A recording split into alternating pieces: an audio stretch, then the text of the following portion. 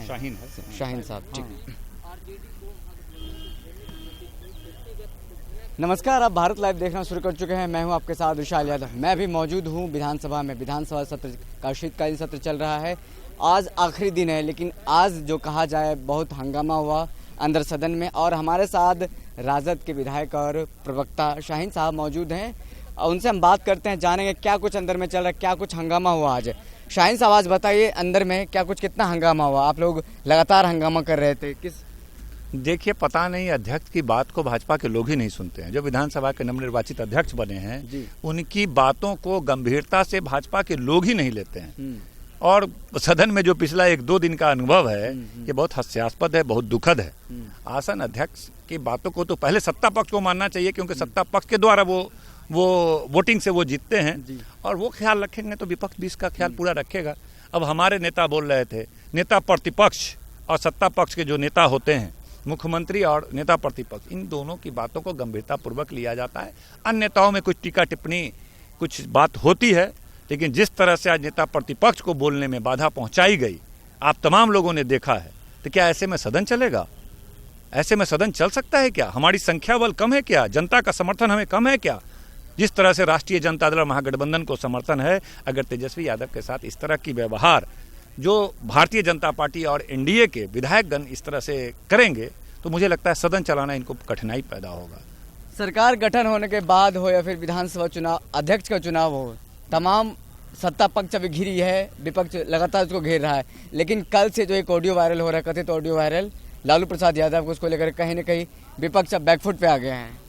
बिल्कुल भी नहीं, बिल्कुल भी नहीं। ये फर्जी वीडियो है, सब लोग जानते हैं।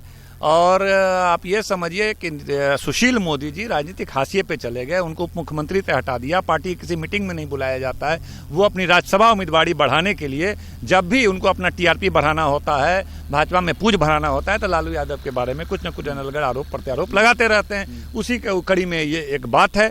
और एक बात समझिए, लालू यादव के एक फर्जी ऑडियो से पूरे यहाँ से लेकर दिल्ली तक जिस तरह एनडीए हिल गया और लोगों को लगा कि सरकार गिराने की कोशिश है, तो जेल में बंद व्यक्ति एक टेलीफोन करके जेल पे सरकार को गिरा सकता है। उस व्यक्ति का, उसकी क्षमता का अंदाजा कीजिए कि कहीं इसी कारण से तो नहीं उनको जेल में बंद रखा है कि जेल में बंद व्यक्ति सत्ता बना और बिगाड़ सकता है, किसी भी एनडीए की बहुमत की सरकार को अल्पमत में ला सकता है। तो इसी क्षमता को देखते हुए कहीं एक षड्यंत्र के तहत उनको लंबे समय तक जेल में बंद तो नहीं कर रखा है। ये प्रश्न उठता है कि अब जब बाहर वो आ जाएंगे तब क्या परिदृश्य होगा। इसलिए ऐसे व्यक्ति को, जिसकी इतना प्रभाव हो, इतनी लोकप्रियता हो कि विपक्ष के, भाजपा के विधायक भी उनको चरण छूते हों, जदयू के भी तमाम लोग उनके चरण स्पर्श करते हों, इनको इतना आदर करते हों, इतना सम्मान करते हों, तो इसीलिए ये लोग घबराते हैं लालू प्रसाद की लोकप्रियता से। इसीलिए इनको कैरेक्टर। लालू प्रसाद यादव को आज बेल मिलना था, फिर डेट को एक्सटेंड कर दिया, बढ़ा दिया गया है।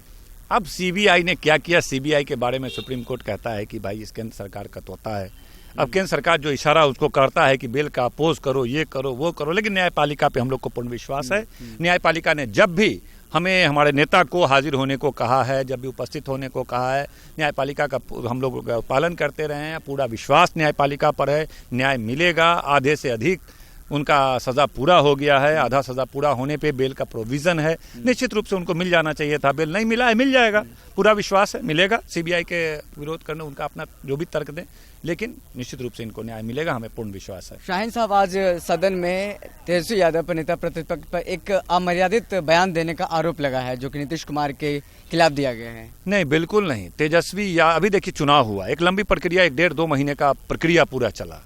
आप ये देखिएगा कि किस तरह से जनता का बढ़ता जन समर्थन, जिस तरह से तेजस्वी प्रसाद यादव के साथ हो रहा था, बड़ी भीड़ उमड़ रही थी, ये सत्ता पक्ष के लोग बौखला गए थे। देश के प्रधानमंत्री से लेकर मुख्यमंत्री तक जिस तरह की भाषा का उपयोग कर रहे थे, वह निंदनीय है। खासकर मुख्यमंत्री जी ने जिस तरह से अमर्यादित भाषा का उपयोग किया, जनता को डांटना, फटकारना, भगाना वहाँ सभा से, और तेजस्वी लालू जी के प्रति, उनके परिवार के प्रति, उनकी बेटा बेटी का नाम लेकर के जिस तरह की भाषा का उपयोग किया, ये पूरी तरह से सत्ता जाने की बौखलाहट झलक रही थी। और जिस तरह मर्यादित भाषा का उपयोग कर उसी को इंगित किया जा रहा था। लेकिन सदन में शाहीन साहब, सदन में इस तरह का बयान देना किसी निजी को नहीं, बिल्कुल हम बता रहे हैं आपको कि कोई भी बात नहीं किया गया। सिर्फ तेजस्वी यादव बता रहे थे चुनाव का किस्सा बता रहे थे कि चुनाव में आप हार चुके थे, जनता आपको हरा चुकी थी, आप किस तरह बौखला गए थे, किस तरह आपने जिस तरह की भाषा का उपयोग किया। हम भी चाहते तो हम भी आपके बेटा बेटी के बारे में कुछ बोल सकते थे, बस इंगित किया कि इस तरह की भाषा ना बोलना चाहिए।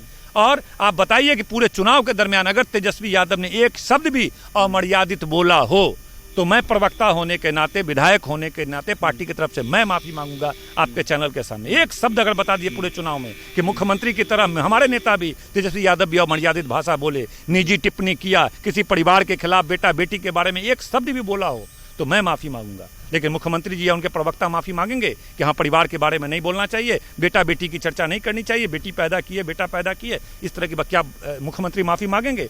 नहीं मांग सकते हैं वो माफी। इसी बातों को इंगित किया जा रहा है सदन में कि एक मुख्यमंत्री को इस तरह की भाषा का उपयोग नहीं करना चाहिए। हम भी चाहते तो आपके बेटा बेटी से रिलेटेड बात कर सकते थे, उन्होंने किया नहीं, ये बताया कि कर सकते थे। आइंदा ख्याल रखिए, लिहाज रखिए, आप बड़े हैं, आप वरिष्ठ हैं, हम आपका आदर करते हैं। मेरे माता पिता ने संस्कार दिया है कि भाई अपने से बड़ों का चाहे किसी पद पे रहे उसका आदर करो। यही बात वो सदन में बोल रहे थे, हम भी चाहते तो बोल सकते थे, ये तो समझिए। शाहीन साहब फिर वापस आते हैं, ऑडियो जो वायरल हुआ है, कथित ऑडियो वायरल हुआ है कि कहा जा रहा है कि ललन पासवान जो विधायक है जिनको कॉल किया गया था वो अब केस दर्ज किया गया है लालू प्रसाद यादव पे।